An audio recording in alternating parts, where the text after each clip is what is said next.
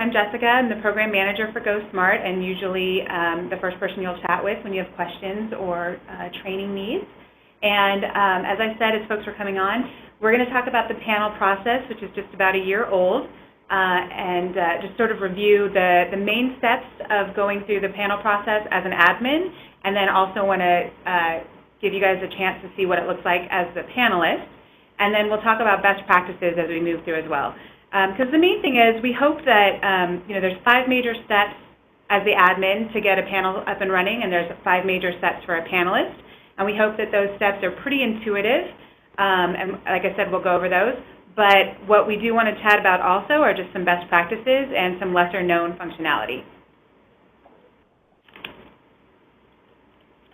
All right, so those 5 steps for you all as admin to prep your panel. I'm just going to run through these kind of at the high level, and then we'll dive into each step and each section of the administrative site. But the first step is going to your user editor and creating your panelists.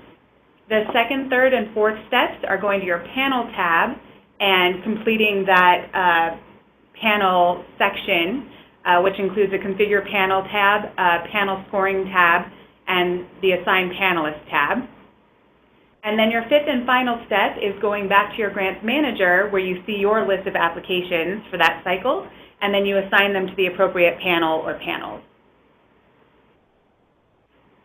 All right, so starting with that first step, the panelist creation, you guys will head to Administration, User Editor,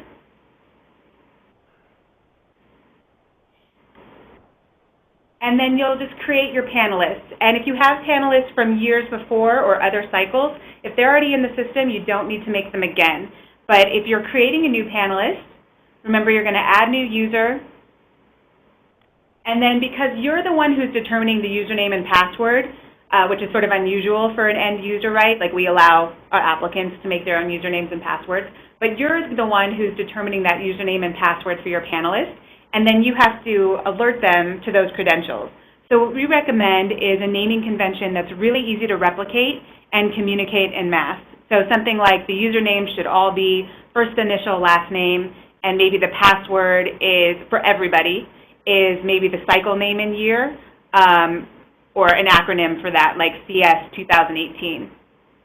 And you're, of course, welcome to do it however you like, but we know that just communicating to your panelists how to get on board is the first hurdle. So sometimes it's easiest if you can just know what everybody's username and password is and know how to communicate it to them really easily.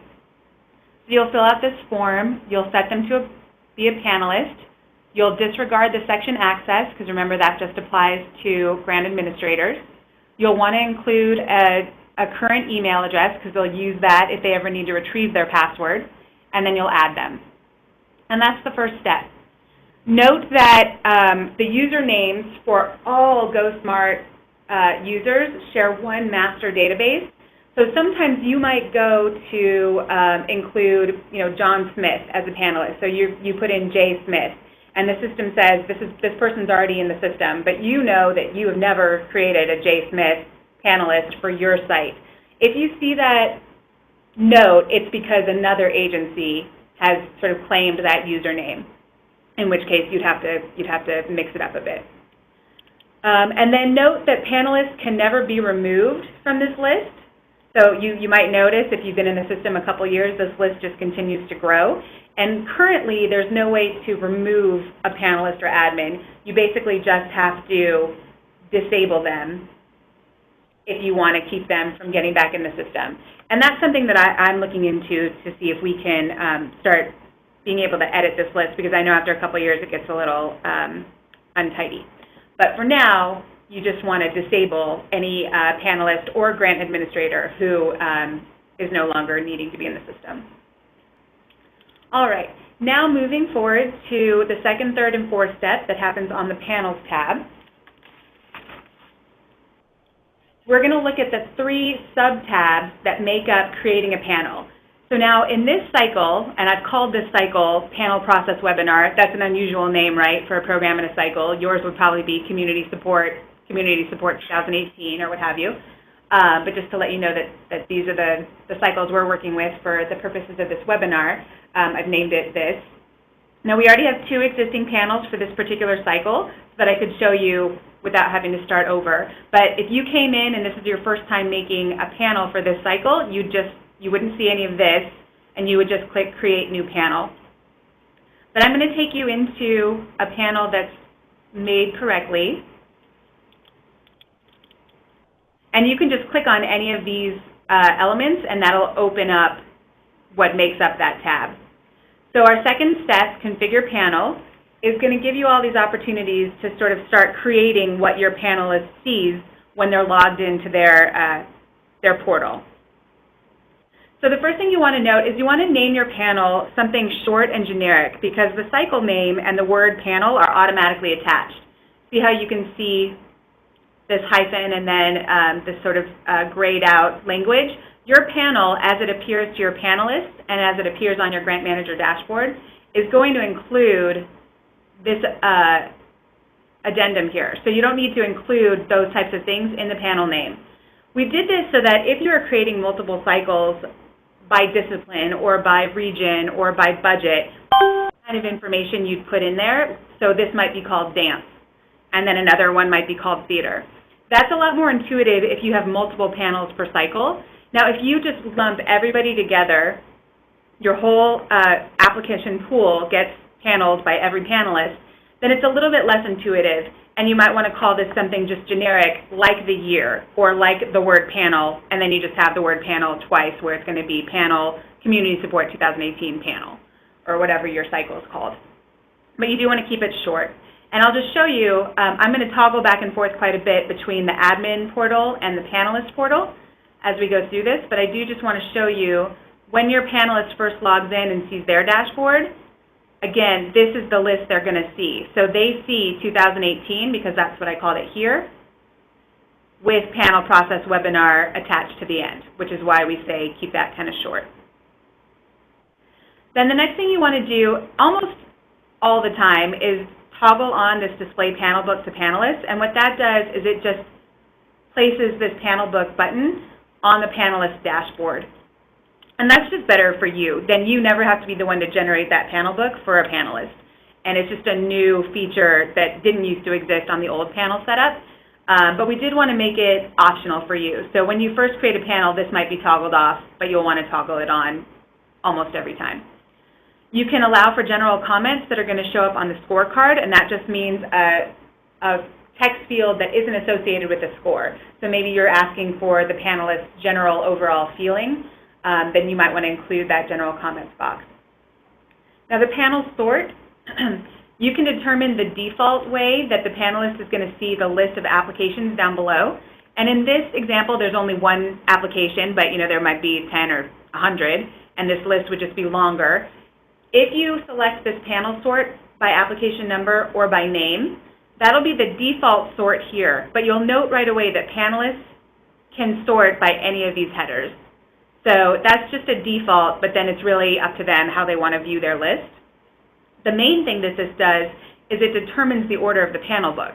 So if you think, or if you instruct your panelists to download the panel book for maybe in-person meetings, you can determine if that panel book is going to be ordered by the name of the applicant or by the application number. But remember that either way, that panel book is just a master PDF of all of the application PDFs. So everybody's PDF is going to have that header on it that has their name, their application number, and organization name if that's appropriate. So all that information will be available. This will just determine what order that panel book is made. And then the biggest thing I want to point out, I've seen a lot of folks miss or skip over this step, but you do want to add some kind of instruction, and that's going to show up to your panelists here. And it should be broad. This isn't the space for your criteria, right? This isn't where you're saying, this is what we want you to think about while you're paneling. That happens on another page. But this is really good for maybe, when do you expect them to panel by? When's their deadline? When are you meeting in person if you are? Maybe you want to throw in our written and video tutorials, which is always a great idea, and then that takes them right to the tutorials that we have that are very generic, so they're obviously not going to include, again, your criteria, your dates, but it just sort of lets them know how to use the system. So you might want to always include that. Whatever it is, you want to throw something in here, because if not, this panel instructions shows up, this header, but then there's nothing here to sort of let folks know what to do next. Again, it's pretty intuitive. They should recognize they could either click this button or click on an application down below to get started, but it never hurts to give them that extra information. So that's the Configure Panels subtab. Our next tab is Panel Scoring subtab. And remember that everything you do here is what's going to show up to your panelists as their scorecard. So that's really what you're constructing here. Note that criteria will automatically be numbered by the system. So for instance, the system automatically generates this first line of each criteria item. So it's going to say this is criteria 1, and this is the maximum amount of points that were added here. That all gets generated by the system. Then the title you put in is what shows up on the second line. So this criteria name is what appears there. So I would recommend not using naming conventions like criteria 1, because again, the system sort of does that already. You want to use that space to really designate what's happening in that criteria. Then of course you can use the criteria description area, but note that this has a low character limit, and we did that on purpose because we don't want you to overwhelm your panelists on this page with too much information. What we would like to see here, what we recommend you do here, as it's appropriate of course, is just giving a really good overview of what do you want them to be looking at when they're giving you this score. So it should be 1 or 2 phrases, and then if you even want to go a step further and you have the space, you can sort of designate how you think scores should be added. Now I did this really quickly, so these numbers aren't corresponding with this number, but you can imagine, that maybe you might say 1 to 10 means this isn't very good, 10 to 15 is a little better, etc. But that's how we envision you using that description area. If you do need to give your panelists a really robust grid for reviewing the applications, what we would recommend is using that instruction area on the first page and linking to a more comprehensive guide that they should be looking at when they're going through the criteria page. And then do remember that this is the same for every single application, so they're only going to need to really get familiar with what's going on in the language here for the first 1 or 2 applications, and then as they move forward, they'll know, oh, criteria 1, I know exactly what I'm looking for. So keep that in mind while you're making that language for them. Score ranges are always going to have a default from 0 to whatever you type in here. So note that the 0 happens by default by the system, and then your number is what is the top end of that range. You can always edit, reorder, or delete criteria, and you can edit, of course, by clicking on any of these down below, clicking on that blue icon, and then it'll repopulate up above, and you can make your changes and then save. But you cannot change existing criteria once a panelist has accessed their scorecard. And we do that so that you don't have panelist A who's come through, scored this, and then maybe a week later you make an edit here that they wouldn't be aware of, and then their score doesn't really coordinate to the new modified language or score, right? So those things are locked once a panelist has accessed them. However, you can add additional criteria at any time. So if I've got this panelist who's scored a couple people with these 3 criteria, and they go back in and they see on their panel dashboard that there's a score here, if I come in as the admin and I add additional criteria, this will automatically be changed to incomplete, and then I as the panelist know when I log in again, oh, there's a reason why this isn't complete. I'm going to go back in. I'm going to see the new unscored criteria.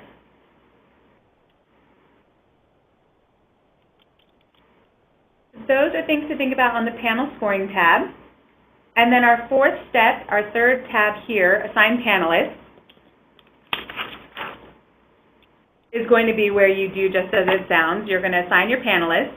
And this can trip some people up too. You frequently can get to this step without having done that first step of adding panelists to your site, and that is perfectly fine. You'll note if I leave this whole area and I just click Administration, No problem at all. I go through the steps then of adding my panelists. I come back to panels. I'll see this panel, and if I had left it without assigning anybody, I'd have a little yellow exclamation mark here instead of this green check mark. And then I would know, oh, this is where I need to pick up where I left off and go in and assign the people I just added. So that's the first thing to note. The same panelist can be assigned to and review multiple panels in a cycle. So if both of these were active panels in this cycle, I could assign this panelist to both. And then when they log in, they'll see both panels here, and they'll have to panel everybody in both groups.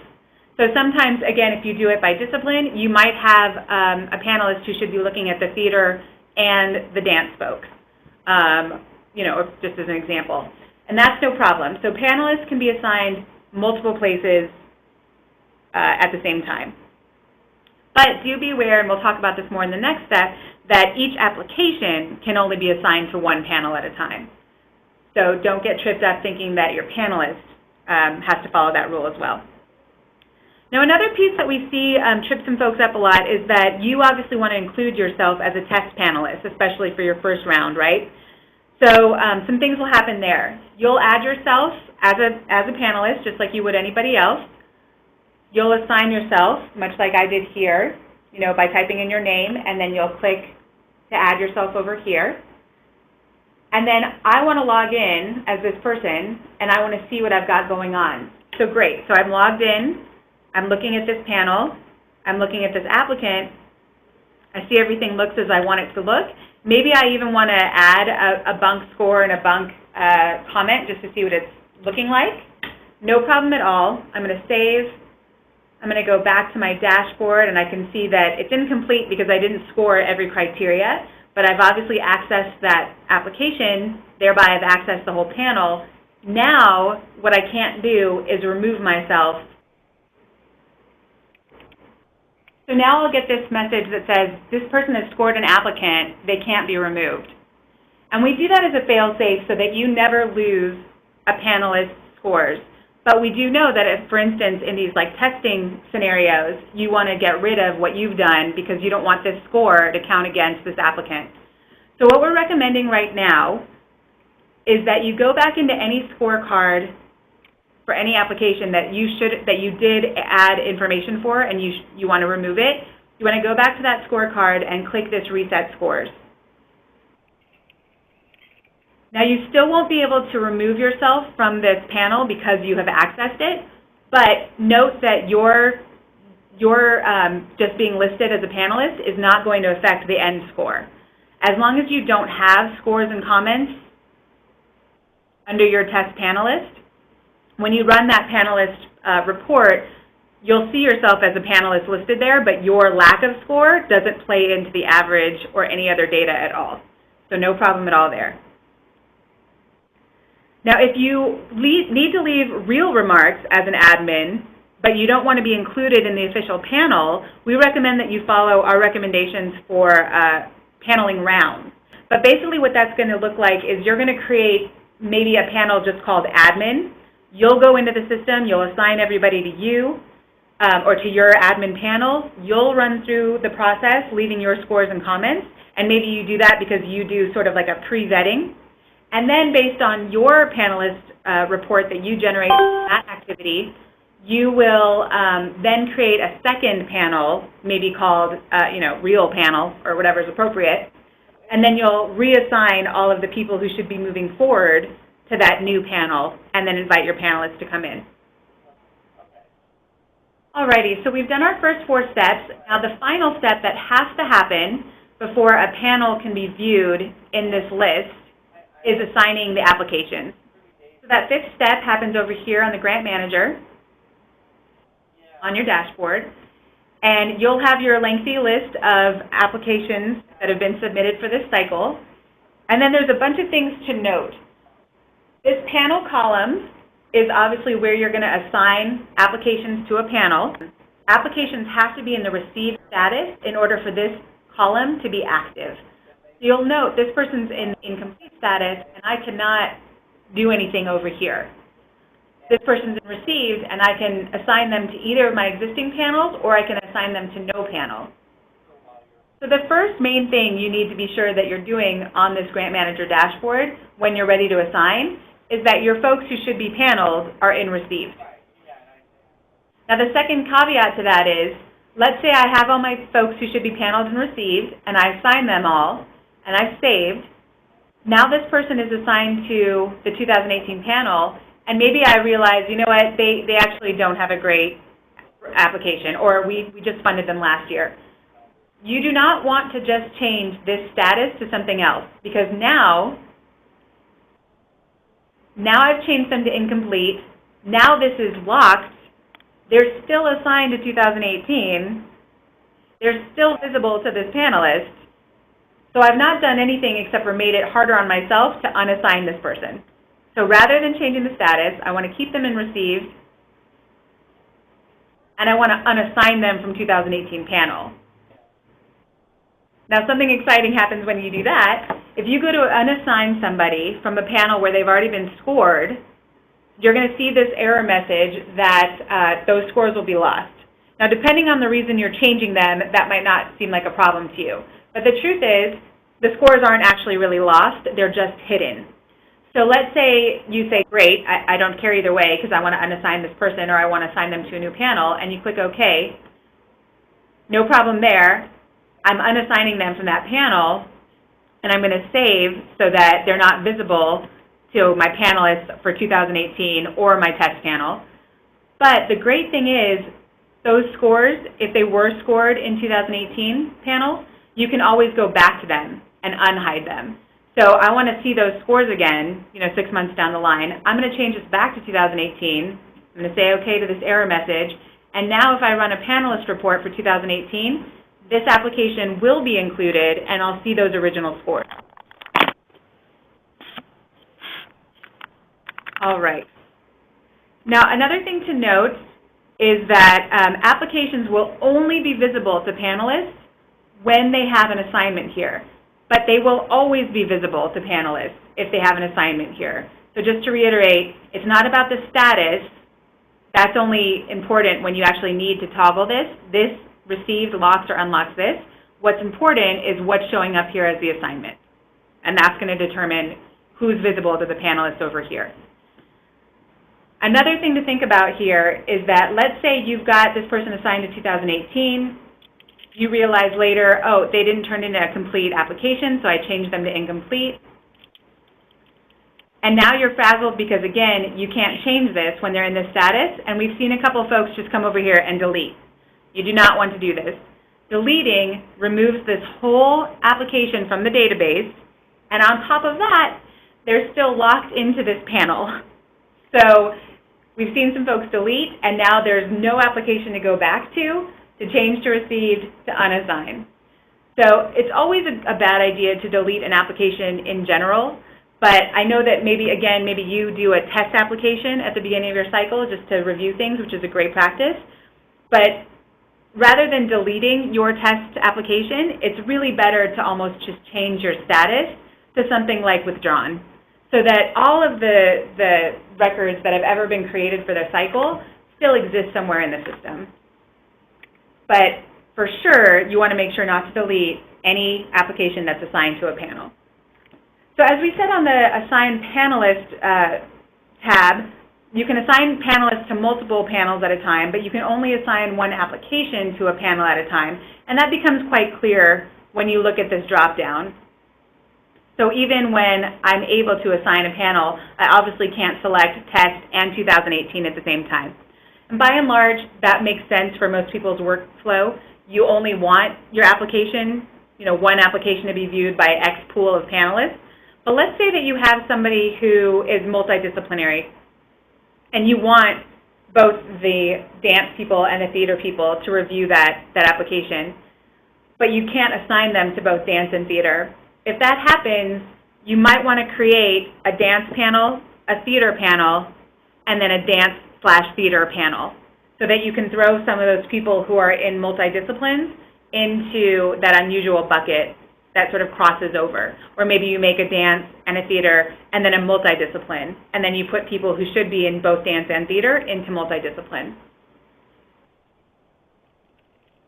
Alrighty.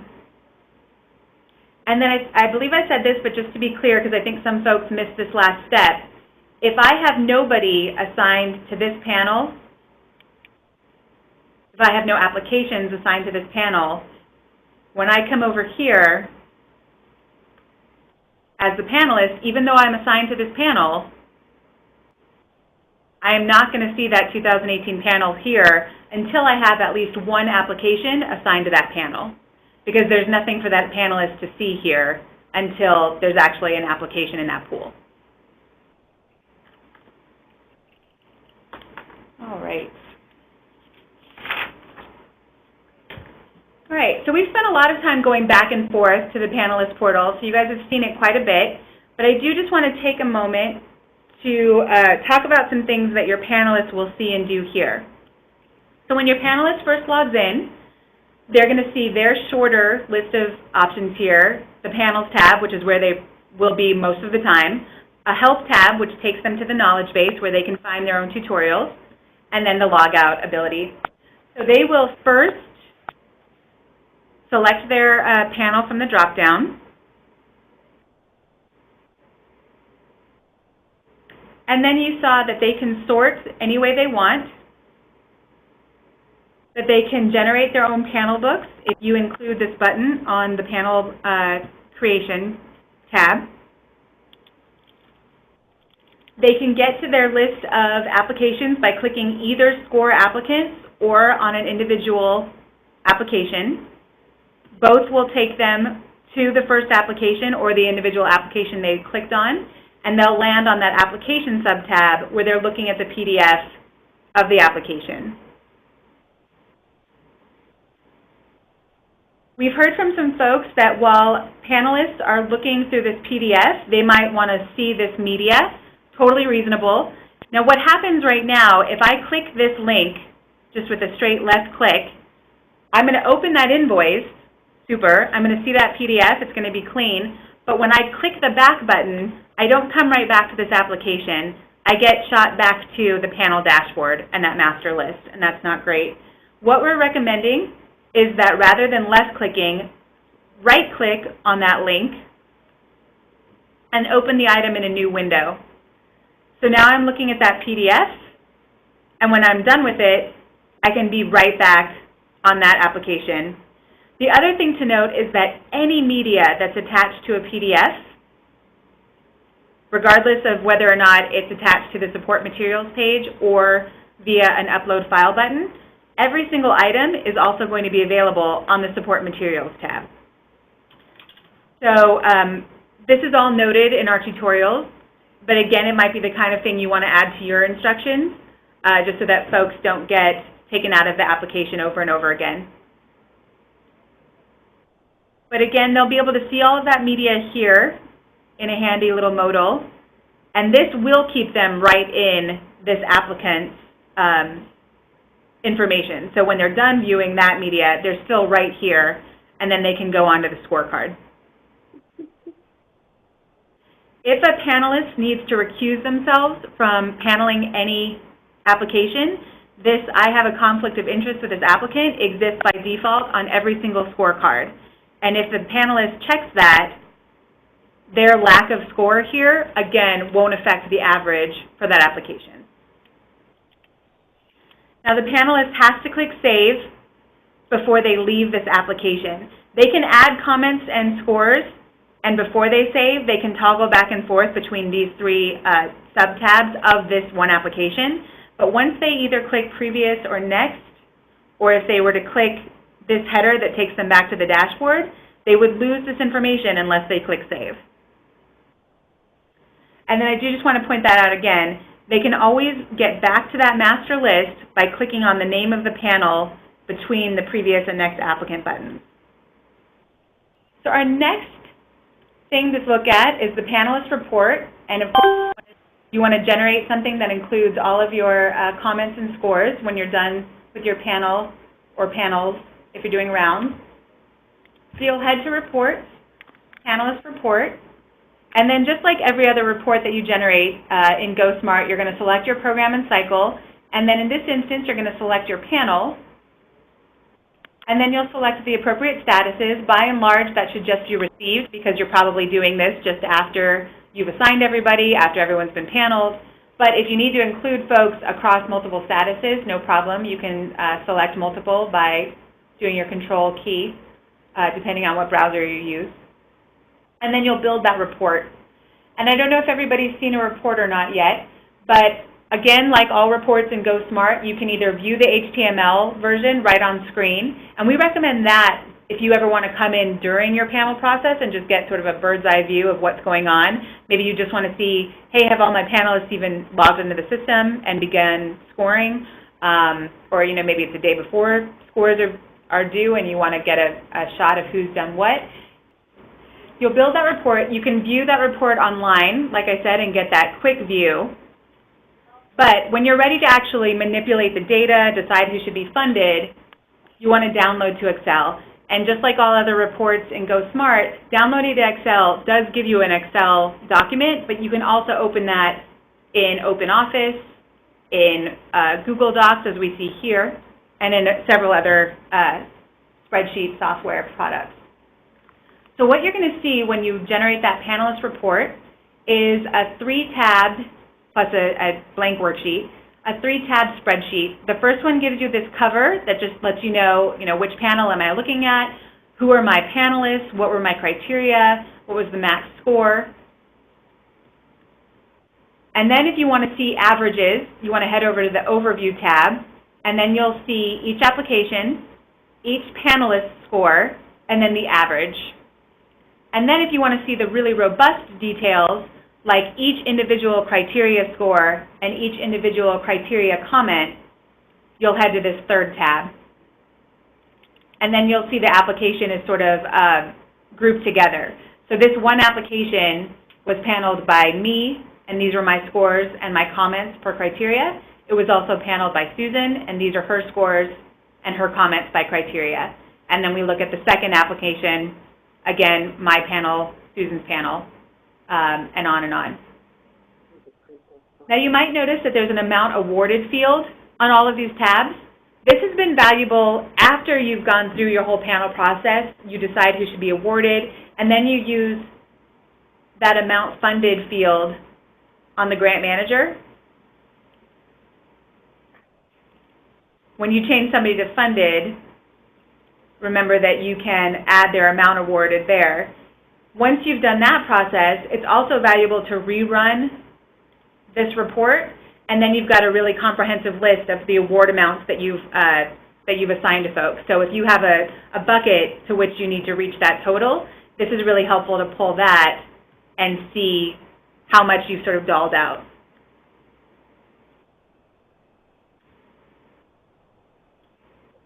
All right, some things to note when you go to pull that report.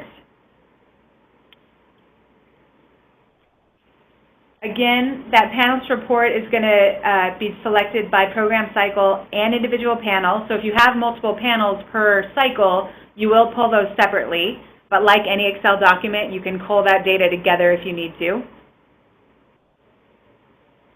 Again, I want to reiterate, if you had applications that you assigned to, let's say, panel A, they were scored, they were commented, you want to remove them from panel A to move them to panel B or round 2, those panel A or round 1 scores and comments are saved but hidden. So you'll want to go back to the grant manager. If you want to see those round 1 scores again, you'll go back to the grant manager, you'll reassign those applications to round 1 or panel A, and then when you pull that round 1 or panel A report, those hidden saved scores and comments will be available again. We are recommending that, again, like every other Excel spreadsheet you pull out of GoSmart, that you would use this panelist report to make things like your contracts and your award letters with a mail merge.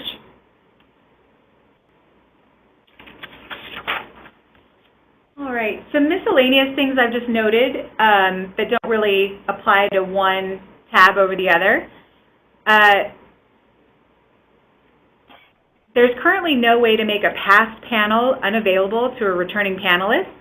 So if you are worried that your panelist from last year is logging in and they're going to see 2017 panel and 2018 panel. If you want them not to see the 2017 panel, then you need to go in and unassign everybody from that panel. We are looking into ways to sort of just turn off a panel when you're done with it, but for now, that's the only workaround, is sort of unassigning every application that was part of that panel. But you really need not worry that they can access an outdated panel, because you will have most likely already awarded everybody in that field. You will have generated your panelist reports for that cycle. But just be aware that that's something that the system is doing. You can always make panels that you don't use. So you'll see here on our test cycles, we sometimes have tens of cycles here. No problem at all. If I have a Group A panel created, but I have not assigned any applications to Group A, no harm, no foul. It's just there in the background. Nobody's going to see it here because there aren't any applications assigned to it. And then I think this is clear, but a panel is complete and can only be assigned applications once all 3 steps of the panel tab are completed. So remember that if you don't see 3 green check marks here, that panel is not complete, and you can't do the 5th and final step of assigning applications to it. So if you see these yellow exclamation marks, that means that something's missing that's required to move forward. So you also know about our knowledge base, which is basically just where all of our tutorials and webinars live, and you can always get to there. But then there's also all of these individual panel and panelist resources that, again, are available right from here. So if you're on the knowledge base, there's 2 main tiles that are going to be the most valuable for you. This building a panel tile is all of your tutorials as an admin. And then panelist tutorials just beneath it is where you can get step-by-step tutorials or video tutorials that will be valuable for your panelists. Okay, so that was a lot of information. Does anybody have any pressing questions right now that I can answer? No, that was great. I'm going to poke around, and if I have questions, I'll just email you, I guess. Is that okay? Yeah, absolutely. Absolutely. Awesome. Email me directly. Check out those resources.